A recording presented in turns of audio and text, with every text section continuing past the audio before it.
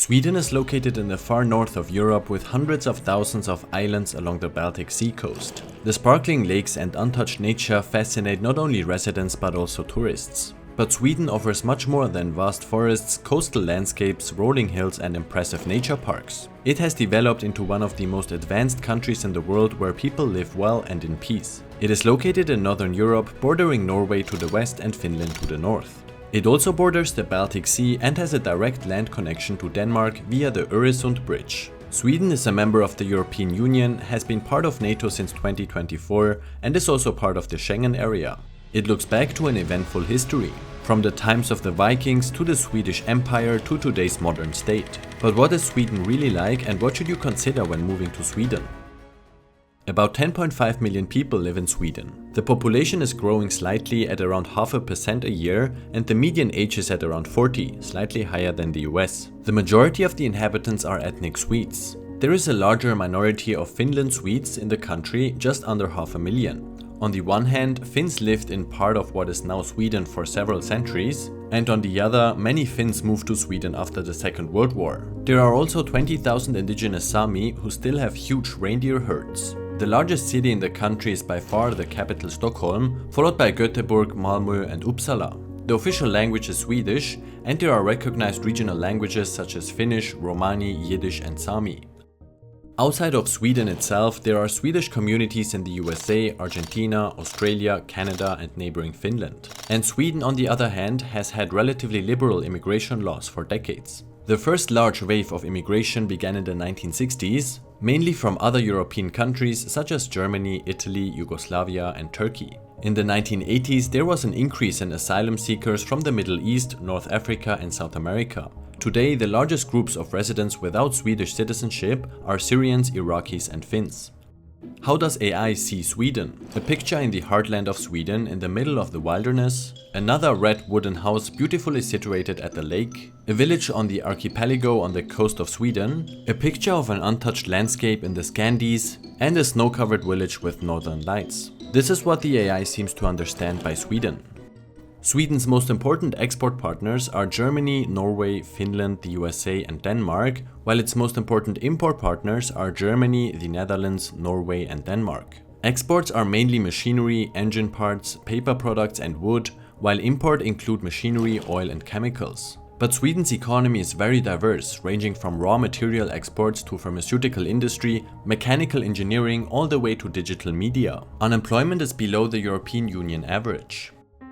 Sweden is one of the most resource-rich countries in Europe. It is the largest producer of iron ore in the European Union. The enormous iron ore reserves are mainly mined in the north. Copper, gold, zinc and silver are also mined in the north. Forestry is important as well, as almost 70% of the country is forested, making Sweden one of the leading producers of wood. The timber industry is considered sustainable and enables the production of paper, furniture and building materials. Sweden also has enormous water reserves. Almost 100,000 lakes and countless rivers bless the country with plenty of fresh water, which is also used for electricity production. With hundreds of hydroelectric power plants, hydropower covers almost half of the country's electricity needs. They are supplemented by growing capacities in the wind power sector. As in some other European countries, nuclear power is a debated topic also in Sweden. In 1980, the people decided by referendum not to build any more nuclear power plants. But due to the high demand for energy, the output of the 3 remaining nuclear power plants has been significantly increased in recent years.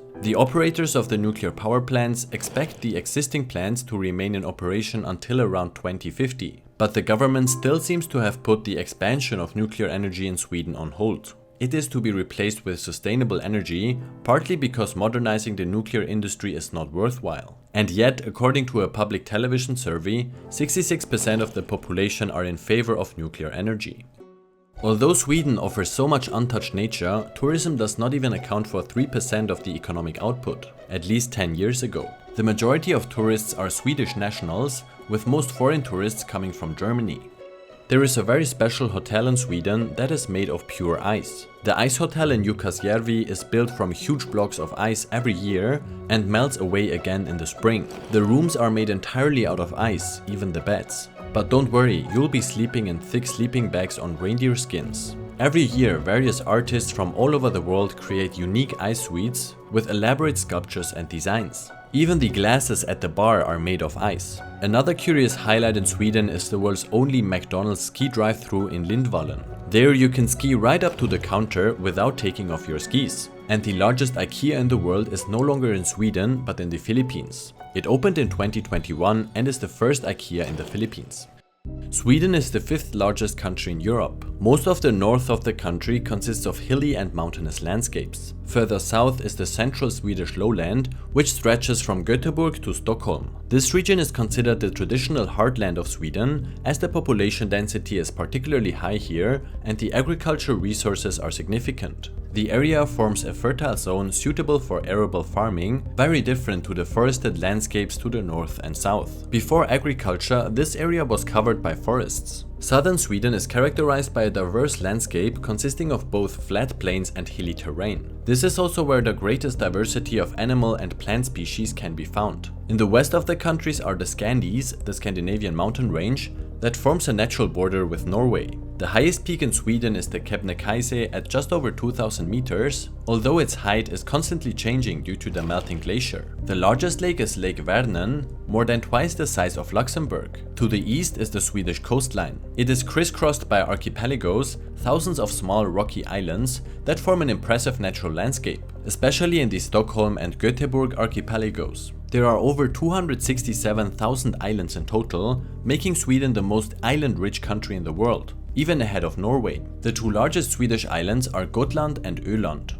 The climate varies greatly between the south and the north. While southern Sweden has a temperate climate with mild summers and winters, the far north has a subarctic to arctic climate. Winters are long and cold with short, cool summers. The northern lights are particularly spectacular in the far north, as is the midnight sun, which covers the north in constant daylight for weeks at a time in the summer months. In summary, Sweden has a lot to offer, from mountains and miles of forests to gentle coastal landscapes.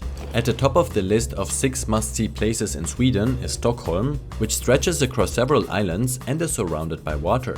The city offers a mixture of modern architecture, historic buildings and idyllic parks. The old town Gamla Stan with its narrow streets, colorful house facades and the royal palace is particularly worth seeing. Another must-see is the island of Gotland. This island is famous for its medieval town of Vipsø, which is a UNESCO World Heritage Site. With its well-preserved city walls, coupled streets and romantic ruins, it feels like you've stepped back in time. In third place we have the archipelago of Göteborg, one of the most beautiful coastal landscapes in Europe. The region consists of hundreds of small rocky islands with their red fishermen's huts and rolling hills. The Abisko National Park offers something for all lovers of untouched nature. This region is one of the best places in the world to see the northern lights, but also offers spectacular landscapes with mountains and clear rivers. In summer, the midnight sun shines uninterrupted, while in winter, snow-covered forests and frozen lakes create a winter wonderland. Småland in the south is also a must-see, full of forests, lakes and picturesque villages with colorful houses. The region is ideal for nature lovers who enjoy hiking, kayaking or relaxing in red wooden houses by the lake. And last but not least, Dalarna, one of Sweden's most traditional regions, is not to be missed. It lies in the heart of Sweden and is often referred as the soul of the country. Here too you will find the typical Swedish red wooden houses, dense forests, lakes and rolling hills, but it is mostly known for its deep cultural significance for Sweden. There are also some funny customs that are worth knowing about. One of these is the Smågrodorna, which is sung especially at midsummer celebrations. It means the little frogs, and it's kinda weird because the dancers hop around the maypole during the song, imitating frog movements, including quack quack sounds. 1 in 5 Swedes consumes snus, those tobacco packets you put under your lip. Their sale is banned in all European Union countries except Sweden. The Swedes have a love for numbers, because they even use them for the weeks. For instance, instead of saying the second week in June, they would simply say week 23. This system is used at work, school and even when planning vacations. And cash, which is popular in many European countries, doesn't always get you anywhere in Sweden. Public transportation, for instance, doesn't accept cash for the most part. Sweden is among the top 10 most stable countries in the world according to the Fragile States Index. It is also the 4th most democratic country in the world and the 2nd freest. It has the 3rd highest press freedom and the 6th lowest perceived corruption.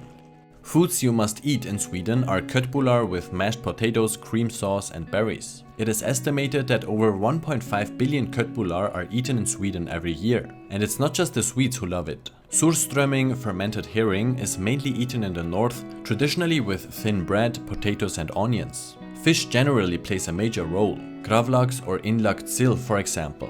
The sandwich cake smörgåstårta is also worth trying. The famous Swedish cinnamon bun kanelbulle should not be missed as well, as it is so popular that it even has its own public holiday on October 4th. Sweden is also one of the countries with the highest coffee consumption. Specifically, it is about the fika culture, that is interrupting an activity for a sip of coffee with family, friends or colleagues. With an average consumption of between 6 and 8 kilograms of coffee annually per capita, it is one of the countries with highest coffee consumption worldwide.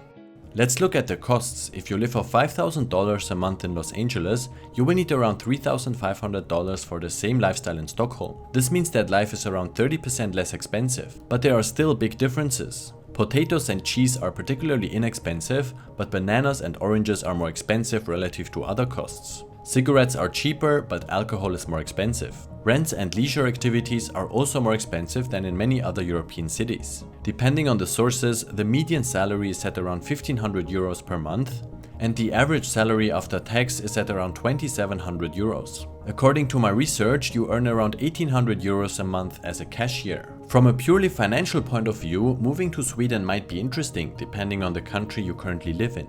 One of the biggest upsides of moving to Sweden is the natural environment. Untouched forests, lakes and the coast increase the quality of life, and the air is also great. Everyman's right allows you to enjoy nature freely in Sweden, regardless of who owns the land. You can hike in forests, camp, pick berries and mushrooms, and fish at lakes and rivers, as long as you respect nature and do not harm it. But it is important to not enter private gardens or agricultural land. The country has a great social system with good healthcare, extremely long parental leave, and accessible education. Taxes are therefore quite high. The work-life balance is described by many as good, with flexible working hours and plenty of vacation. Sweden is also considered one of the safest and most progressive countries in the world, with strong equal rights and modern infrastructure. People are reserved but polite and respectful. Sweden is also described as innovative and technologically advanced. But there are also some downsides to consider, such as the climate, especially in winter. The extreme darkness can have a negative effect on your mood. In some areas, the cost of living is high, as are taxes. Swedes tend to be reserved, and the law of jante, which emphasizes modesty, is deeply embedded in the culture. Some like it, some don't. In addition, finding work is not always easy, especially if you have no knowledge of the language. In private, the language barrier is not a problem, as many Swedes can speak almost perfect English. Access to alcohol is highly regulated, with high prices and limited outlets, which is surprising for many foreigners. What could moving to Sweden actually look like? Moving to Sweden is relatively straightforward for European Union citizens, as Sweden is part of it. A visa is not required, and European Union citizens can live and work in Sweden without a residence permit. Anyone staying longer than 3 months should register their right of residence with the Swedish Migration Agency. An important step for integration is to apply for a personal number from the Swedish Tax Agency, as it is needed for many matters. It is also recommended that you find a job before moving. For access to the healthcare system, you should register with the Swedish Social Insurance Agency, whereby the European Health Insurance Card initially provides basic medical care. Although many Swedes speak English, learning Swedish is beneficial for integration and job opportunities. I hope you enjoyed this video and see you next time.